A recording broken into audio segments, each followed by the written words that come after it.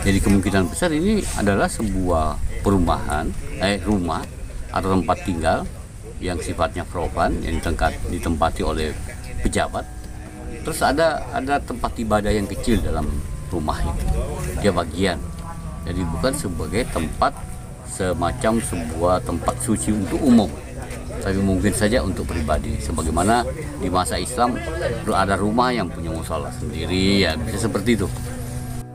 Dalam kitab Negara Kertagama pada pupuh ke-12 baris ke-4 diuraikan, di timur laut rumah Pate Wilwatikta bernama Gajah Mada, menteri wira, bijaksana, setia bakti kepada negara, fasih berbicara, teguh tangkas, tenang cerdas, cerdik lagi jujur, tangan kanan Maharaja sebagai penggerak roda negara. Guys, jangan lupa like, subscribe, dan komen ya kan.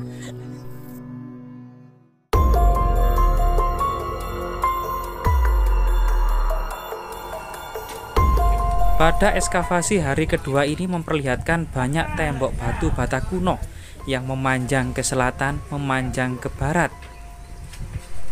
Diduga merupakan sebuah rumah yang sangat besar dengan bangunan suci yang ada di dalamnya, sebuah tempat pemujaan yang bersifat pribadi.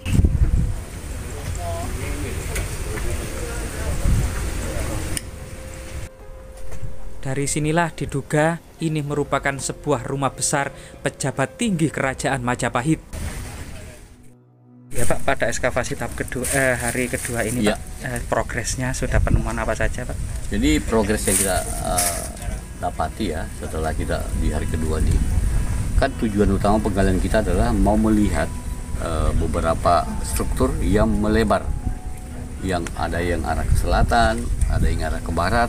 Nah itu yang kita mau singkap, karena kita lihat pada bagian utara kita sudah temukan kan ada struktur yang agak membingungkan, karena di situ ada bagian-bagian yang menyerupai tempat peribadatan, tapi juga dengan melihat polanya, ya sepertinya dia bukan pola sebuah rumah ibadah secara keseluruhannya ya. Jadi aspek yang diduga sebagai bagian dari tempat ibadah itu adalah bagian yang kecil dari sebuah rumah yang besar. Jadi kemungkinan besar ini adalah sebuah perumahan, rumah atau tempat tinggal yang sifatnya profan, yang ditempati oleh pejabat. Terus ada tempat ibadah yang kecil dalam rumah itu, dia bagian. Jadi bukan sebagai tempat semacam sebuah tempat suci untuk umum, tapi mungkin saja untuk pribadi. Sebagaimana di masa Islam ada rumah yang punya mushola sendiri, ya bisa seperti itu. Itu untuk sementara, karena kita belum tuntas penggaliannya, dan kelihatannya struktur ini masih agak membingungkan, karena ada lagi yang berlanjut ke barat, ada juga yang ke selatan.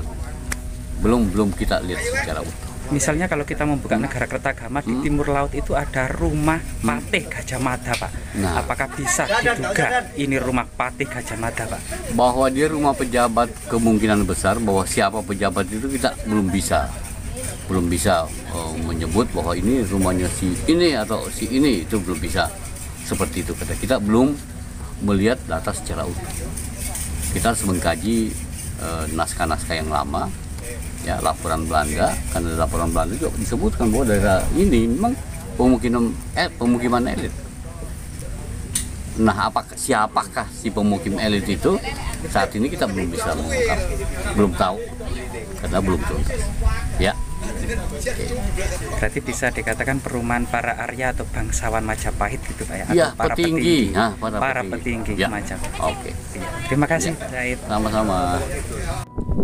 Ternyata penemuan lokasi situs Wates Umpak ini memiliki jalur yang sejajar utara-selatan yang bisa ditarik garis lurus, mulai dari penemuan Yoni Klinterjo, penemuan situs Gemean, kemudian penemuan situs Wates Umpak, penemuan situs Kumitir, dan penemuan situs Yoni Lebak Jabung.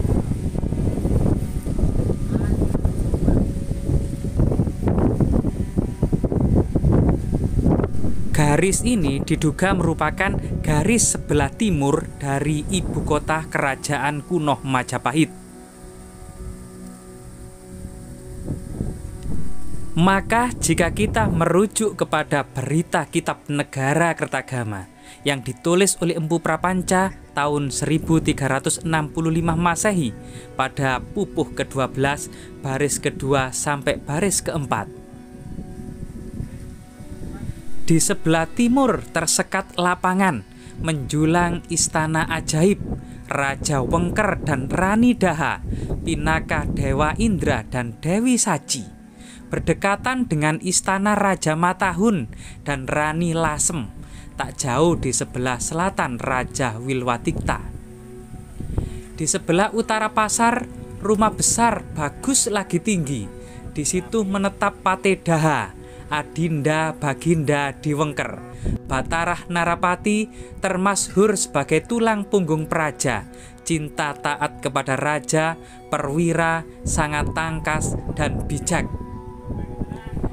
Di timur laut, rumah Patih Wilwatikta bernama Gajah Mada, menteri wira bijaksana, setia bakti kepada negara, fasih berbicara, teguh tangkas, tenang cerdas, cerdik lagi jujur, tangan kanan Maharaja sebagai penggerak roda negara.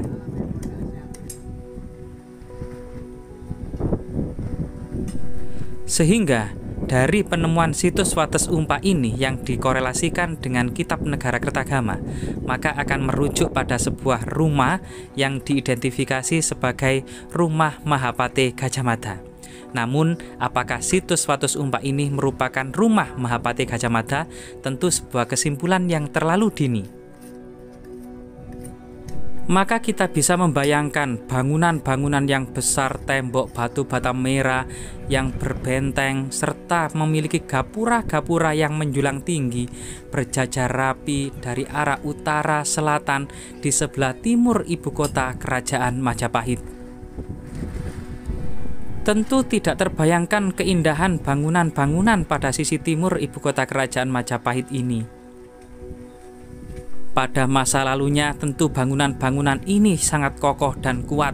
Sebuah bangunan yang sangat besar dan luas, yang bertembok batu bata merah yang tebal dan tinggi, dilengkapi dengan gapura yang menjulang tinggi pula, serta menara-menara yang sangat mengagumkan. Menara-menara yang dilengkapi dengan api sehingga bisa menerangi area sekitarnya di malam hari, serta gong, tambur, dan lonceng akan berbunyi pada hari-hari raya tertentu. Bangunan-bangunan yang berjajar rapi ini mulai dari situs Klinterejo, situs Gemekan, situs Wates Umpa, situs Kumitir sampai situs Lebak Jabung yang memanjang sepanjang 9 km ini akan menjadi tantangan sekaligus kesempatan untuk menyibak bagaimana suasana dan kemegahan ibu kota kuno Kerajaan Majapahit, yang di bawah salah satu atapnya Empu Tantular dalam kitab Sutasoma menulis semboyan Bhinneka Tunggal Ika.